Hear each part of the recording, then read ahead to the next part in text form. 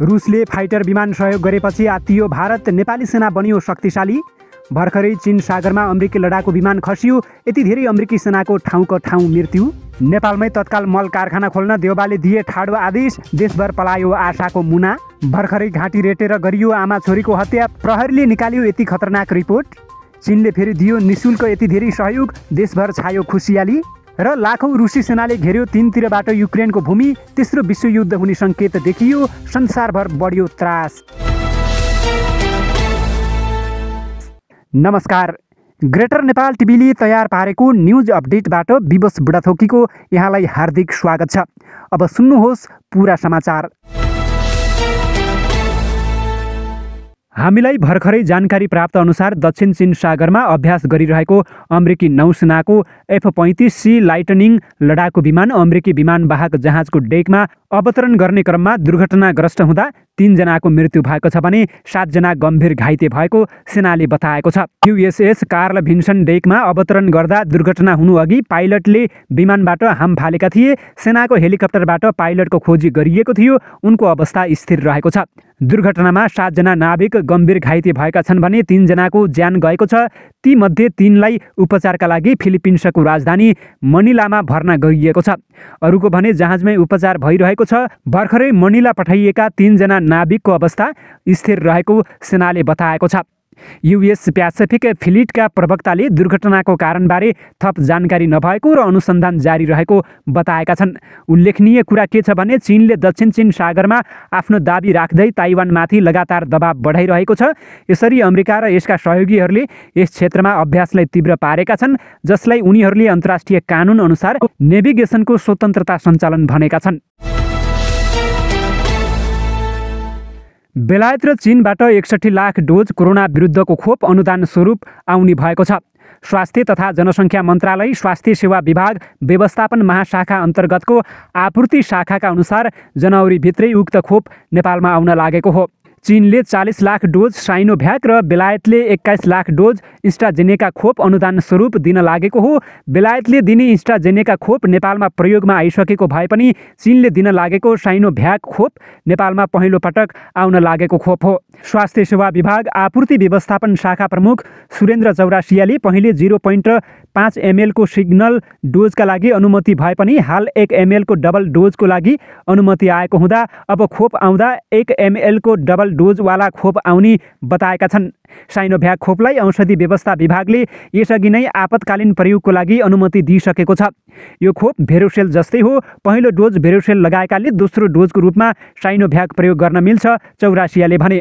यसअघि पनि चीनले खोप अनुदान दिँदै आएको छ। प्रधानमन्त्री शेरबहादुर देउबाले मल कारखाना उद्योग स्थापना गर्न व्यवसायीलाई आग्रह गरेका छन्। मङ्गलबार प्रधानमन्त्री निवास बालुवाटारमा अफगानी नागरिकलाई सहयोग गरेर फर्किएका उद्योगी व्यवसायी र सरकारका प्रतिनिधिसँगको भेटमा प्रधानमन्त्री देउबाले नेपालमै मल कारखाना स्थापना गर्न आह्वान गरेका हुन्। उनले उद्योगी व्यवसायीले मल कारखाना स्थापना गरेमा सरकार सहयोग गर्न तयार रहेको पनि बताएका छन्। प्रधानमन्त्री देउबाले अफगानिस्तानमा खाद्यान्न सङ्कटको बेला मानवीय सहयोग गर्नु सरकारको दायित्व भएको भन्दै अफगानी नागरिकलाई सहयोग गरेकोमा सरकारको तर्फबाट धन्यवाद ज्ञापन गरेका छन्। प्रधानमन्त्री देउबाले अहिले देश कोरोना भाइरसबाट आक्रान्त बनेको भन्दै सबैले स्वास्थ्यका मापदण्ड पूर्ण पालना गरेर कोरोनालाई परास्त गर्नुपर्ने बताएका छन्। उनले कोरोना विरुद्धको खोप सरकारको पहिलो प्राथमिकता भएकाले सबैले लगाएर कोरोनाबाट सुरक्षित हुन पनि आग्रह गरेका छन्। अमेरिकी विदेश मन्त्रालयले पूर्वी युरोपेली मुलुक युक्रेनमा रहेका आफ्ना कूटनीतिज्ञका परिवारलाई जतिसक्दो छिटो युक्रेन छोड्न आग्रह गरेको छ। रुसले युक्रेनमाथि आक्रमण गर्न सक्ने भएकाले आक्रमणपछि आफ्ना नागरिकलाई उद्धार गर्न कठिन हुने भन्दै अमेरिकी विदेश मन्त्रालयले कूटनीतिज्ञका परिवारलाई सार्वजनिक वा निजी सवारी प्रयोग गरेर युक्रेनबाट बाहिरिन भनेको हो। अमेरिकाले केही कूटनीतिज्ञलाई पनि मुलुक छोड्न अनुमति दिएको छ। युक्रेनको राजधानी केभमा युरोपकै अमेरिकाको सबैभन्दा ठूलो मध्येको दूतावास रहेको छ। केभको अमेरिकी मिसनमा 900 जना बढी मानिसले काम गर्छन्। तीमध्ये धेरै युक्रेनियन रहेका छन्।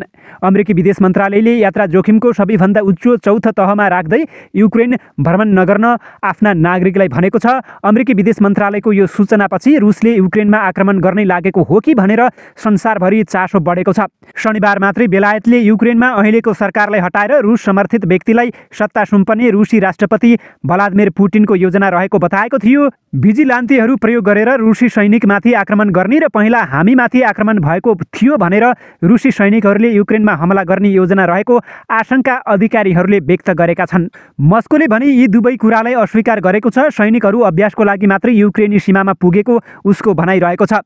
एउटा सत्य के हो भने युक्रेन र रुसको सीमामा अहिले एउटा गहिरो तनाव रहेको छ। यो तनावसँग रुस र युक्रेनको इतिहास मात्रै होइन, रुस र पश्चिमा राष्ट्रहरूको भू राजनीतिक स्वार्थ पनि जोडिएको छ। 14 जनवरीमा केही रुसी ह्याकरहरूले युक्रेन सरकारका वेबसाइटहरू ह्याक गरे। लाखौँ मानिसले खोल्ने वेबसाइटमा उनीहरूले डराउ र अझै नराम्रो अवस्थाका लागि तयार भएर बस भनेर लेखिदिएका थिए। ह्याकरले वेबसाइट नियन्त्रणमा लिएका बेला युक्रेनको तीनतिरबाट झन्डै 1 लाख रुसी सेनाले युक्रेनलाई घेरिसकेका थिए। रुसी सैनिकहरू युद्धमा चाहिने फिल्ड अस्पताल लगायत संरचना बनाएर तयार भएर बसिरहेका छन्। युक्रेनको उत्तरमा पर्ने बेलारुसमा बटालियन ट्याक्टिकल ग्रुपका सैनिकहरू आइपुगेका छन्। रुस र बेलारुसबाट एकैसाथ आक्रमण गरेर युक्रेनी सेनालाई विभाजित गर्ने रणनीतिका साथ बेलारुसमा रुसी सेना पुगेको अनुमान गरिएको छ। रुससँग सीमा जोडिएको बेलारुस उसको दोस्ती हो। रुसमा जसरी भ्लादिमिर पुटिनले शासन गरेका छन् त्यसै गरी बेलारुसमा एलेक्जेन्डर लुकासेन्कोले तानाशाही शासन चलाइरहेका छन्। 27 वर्षदेखि बेलारुसको शासनमा रहेका लुकासेन्कोले गत वर्ष साउनमा आफू विरुद्ध प्रदर्शन हुँदा पुटिनलाई फोन गरेर सहयोग मागेका थिए। बेलारुस जस्तै युक्रेन पनि आफ्नै स्याटेलाइट राज्य बनोस् भन्ने पुटिन चाहन्छन्। सन् 1991 सम्म युक्रेन त्यस्तै राष्ट्र थियो पनि सन् 1991 को अगस्टमा युक्रेन सोभियत युनियनबाट स्वतन्त्र भएको थियो। रुसीहरू बेलारुस र युक्रेनका बासिन्दालाई अर्कै देशका नागरिक ठान्दैनन्, आफ्नै दाजुभाइ र दिदीबहिनीहरू जस्तै हुन् भनेर उनीहरूले मान्ने गरेका छन्। युक्रेनी राजधानी किएभ नै सोभियत युनियनका सबै सहरहरूको जननी हो भन्ने उनीहरूको भनाइरहेको छ। युक्रेनलाई तीनतिरबाट आफ्ना सैनिकले घेरेर मस्कोले अहिले कुटनीतिक वार्ताहरूमा यही कुरालाई अघि सारेको छ। केही दिन अघि मात्रै मस्कोले वासिङ्टनलाई पठाएको पत्रमा नेटोले युक्रेनलाई सदस्य बनाउन नहुने माग राखेको थियो, जुन कुरा अमेरिकाले ठाडै अस्वीकार गरेको छ। केही दिन अघि EU र अमेरिकी अधिकारीहरूसँग भएका रुसी अधिकारीहरूका वार्ता असफल भएका छन्। वार्ता असफल भएपछि अब रुसले युक्रेनमा आक्रमण गर्ने अनुमानहरू गरिएका छन्। रुसले युक्रेनमाथि कसरी हमला गर्न सक्छ भन्ने चाहिँ यकिन भइसकेको छैन। युक्रेनमाथि हमला गरे पश्चिमा मुलुकहरूले युक्रेनलाई गर्ने सैन्य सहायता रुसी अधिकारीमाथि लगाइने प्रतिबन्धबारे पुटिन पक्कै जानकार रहेका छन्। केही जानकारहरूले रुसले युक्रेनमाथि यही फेब्रुअरी 20 तारिखमा आक्रमण गरेर युक्रेनलाई कब्जा गर्ने तयारी गरिरहेको दाबी गरेका छन्। युक्रेन आजभन्दा 30 वर्ष अगाडिसम्म रुसको हिस्सा रहेको थियो। पटक पटक चन्दा माग्न आएका विप्लव समूहका कार्यकर्ताहरूलाई चन्दा नदिएपछि जिल्लाको बित्थडचिर गाउँपालिका 8 का वडा अध्यक्ष जयबहादुर मल्ल र वडा सचिव दत्तराम अवस्थीलाई कालो मोसो दलेका छन्। विप्लवका कार्यकर्ताले बारम्बार चन्दा माग्दा नदिएपछि आफूहरूमाथि कालो मोसो दलिएको उनीहरूको दाबी रहेको छ। सदरमुकाम चैनपुरमा पत्रकारहरूसँगको भेटमा बित्थडचिर गाउँपालिका 8 का वडा अध्यक्ष जयबहादुर मल्लले आफूहरूमाथि निराधार आरोप लगाएर चन्दा नदिएको झोकमा कालो मोसो दलेर हातपात समेत गरेको बताएका छन्। उनले विप्लव समूहका केही कार्यकर्ताहरूले तथ्यहीन आरोप लगाएर आफूमाथि हमला गरेकाले दोषीलाई कारबाही हुनुपर्ने बताएका छन्। गएको पुस 25 गते विप्लव समूहका विद्यार्थी जिल्ला संयोजक रूपक थापाको नेतृत्वको टोलीले 1,50,000 चन्दा मागेको र आफूले दिन नसक्ने बताएपछि यस्तो अभद्र व्यवहार गरेको उनले बताएका छन्। रूपन्देहीको देवदह स्थित घोडाहा जङ्गलमा मङ्गलबार दिउँसो शव भेटिएका महिला र बालबालिकाको हत्या भएको प्रहरीले जनाएको छ। उनीहरू दुवैजनाको घाँटी रेटिएको छ। इलाका प्रहरी कार्यालय बुटोलका डीएसपी ठगबहादुर केसीले दुवैको शव घाँटी रेटिएको अवस्थामा भेटिएकाले हत्या भएको निष्कर्षमा प्रहरी पुगेको बताएका छन्। देवदह नगरपालिका 9 घोडाहा स्थित पूर्व पश्चिम राजमार्गबाट 25 मिटर भित्र जङ्गलमा धारिलो हतियारले घाँटी रेटेर हत्या गरेको अवस्थामा शव भेटिएको छ। महिला अन्दाजे 30 वर्ष माथि र बालिका 7 वर्ष जतिको रहेको प्रहरीले अनुमान गरेको छ। शव भेटिएको स्थानमा अन्य कुनै सामानहरू भेटिएका छैन। झोला वा अन्य कागजपत्र नहुँदा शवको पहिचान गर्न नसकिएको प्रहरीले जनाएको छ। 10-12 घण्टा अघिको आसपासमा हत्या गरेर फालिएको हुन सक्ने जिल्ला प्रहरी कार्यालय रूपन्देहीका प्रमुख एसपी मनोज कुमार केसीले बताएका छन्। मङ्गलबार बिहान 11 बजेतिर स्थानीयले झाडीमा महिला र बच्चा मृत देखेपछि प्रहरीलाई खबर गरेका थिए। महिला र बालिका तराई मूलका जस्तो देखिन्छन्। उनीहरू आमा छोरी हुन सक्ने प्रहरीले जनाएको छ। पछिल्लो समय रूपन्देहीको देवदहमा आपराधिक घटना बढ्न थालेका छन्।